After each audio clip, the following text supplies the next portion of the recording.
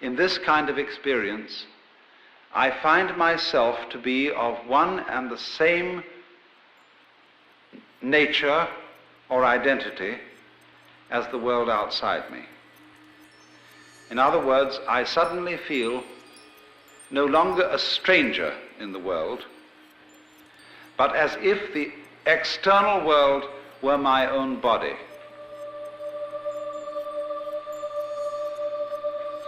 The next aspect of the feeling is even more difficult to assimilate to our ordinary practical intelligence, but a very overwhelming feeling that everything that happens, everything I have ever done, everything anybody else has ever done, was part of our harmonious design, that there is no error at all. And that's the sort of thing I'm referring to. Now, you see, I'm not talking about a philosophy. I'm not talking about a rationalization, some sort of theory that somebody cooked up in order to explain the world and make it seem a tolerable place to live in. I'm talking about a rather whimsical, unpredictable experience that suddenly hits people. And it includes this element of feeling the total harmoniousness of everything. Now, I realize that those words can carry with them a sort of sentimental feeling, a sort of Pollyanna feeling. There are various religions in our society today which try to inculcate in you the belief that everything is a harmonious unity. You know, things like Christian Science or the Unity movement and so on. They want to make a kind of propaganda for one to believe, and through believing to feel that everything is harmonious. Now, to my mind, that is a kind of pseudo-mysticism, because it's an attempt to make the tail wag the dog.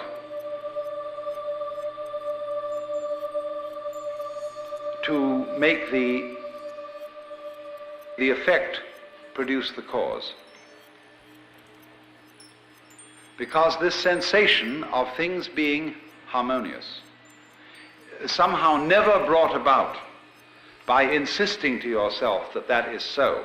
Because when you do that, when you would say to yourself, all things are light, all things are God, all things are beautiful, etc., actually, by doing that, you're implying that they're not. So this thing, the sensation of a kind of universal harmony cannot come to us when it is sought, when we look for it as something to be an escape from the way we actually feel or to compensate for the way we actually feel. It's a thing that comes out of the blue. And when it comes out of the blue, just like hiccups come out of the blue, or something like that, it's overwhelmingly convincing. And it stands as, actually, the foundation for most of mankind's profound philosophical, mystical, metaphysical, and religious ideas. Someone, in other words, to whom this sort of thing has happened. And as I said before, it strikes us as measles may strike us. Someone to whom this sort of thing has happened can't restrain himself when it has happened, and he has to get up and tell everybody about it. And alas, he becomes the founder of a religion. Because people say, look at that man, how happy he is. What conviction he has. He has no doubts. He seems to be sure in everything he does. You see, that's a wonderful thing about a great human being. He's like an animal or a flower. See, when a flower buds and the bud goes pop and opens, it has no hesitation or doubts about it. But when a young woman appears in society as a debutante, you know, she's not quite sure if she's going to come off. And she appears on the stage of society with some doubts in her mind. Therefore, all appearances of this kind are of a rather sickly nature.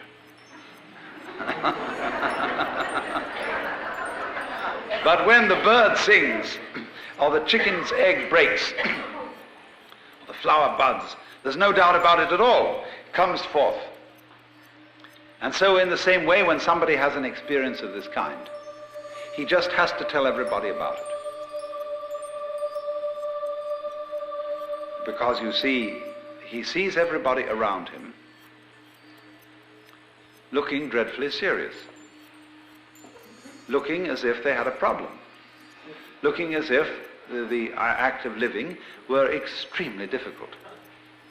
But from his standpoint, the person who's had this experience, he feels that they look funny, that they don't understand, that there isn't any problem at all, that he has seen from where he stands, you see, that the meaning of being alive is just being alive. That is to say, I look at the color of your hair and the shape of your eyebrow, and I understand that that is the point. That's what we're all here for. And it's so plain, and it's so obvious, and so simple. And yet here is everybody rushing around in a great panic, as if it were necessary for them to achieve something beyond all that. And the funny thing is, they're not quite sure what it is. But they are devilishly intent upon it, after that thing. And so, to the person in the state of consciousness, which I call mystical, that all seems very weird, very absurd. But it's not something that you criticize in an unkindly way. You don't say, those damn fools, those idiots. You say, it's such a pity that they don't see it. Because although they are going around in this wildly ignorant pursuit, one of the funny things about it is that they don't realize that there is a dimension, a sense in which their pursuit is magnificent. It's to give an obverse sense to the saying, Father, forgive them, for they know not what they do. Turn that into its opposite. Not forgive them, but give them a blessing, because they don't know what they do. The intensely serious preoccupations and anxieties of mankind appear from this standpoint.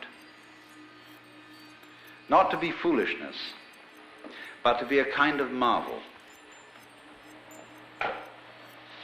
In the same way, perhaps, as you could say that the protective coloring of a butterfly, who has somehow contrived to make its wings look like enormous eyes, so that when a bird who is about to devour this beast is confronted by these staring eyes, the bird is a little hesitating, as when you stare at somebody, they're always taken a little bit aback. And so the butterfly appears to stare at the bird. And perhaps you see this phenomenon of the marvelous staring wings of the butterfly is in some way a result of anxiety. The anxiety to survive, all the problems and struggles of natural selection. Nevertheless, in this intense struggle, we are unknowing poets. The world is a drama in which the central and supreme self behind all existence gets lost and involved, and pretends, plays that he or it, or he, she, or whatever you want to call it, is all the creatures that there are, and gets totally involved. And thus you see, the more involved, the more anxious, the more finite, the more limited the infinite manages to feel itself to be, the greater the artistry, the greater the depth of the illusion which is created. For you see, all art is in a way illusion. The art of the magician is the art of illusion, the art of misdirecting attention so that a magic seems to appear. And so in this way, the more there is anxiety,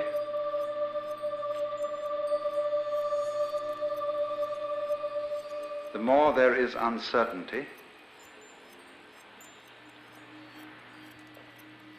to that degree the play has succeeded, in the same way as when you are watching an actual play or reading a novel or a movie, the more the author or the actors manage to grip you and to persuade you just for a moment that you are actually involved in reality, the more they have succeeded as artists.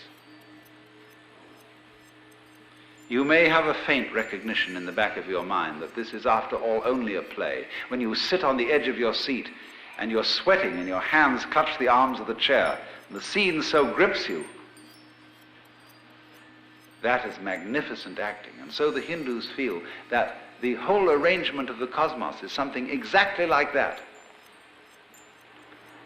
That when in the reality of actual life you are sweating it out, and you're wondering whether this surgeon who's got to operate on you in a matter of life and death is a competent man or a charlatan,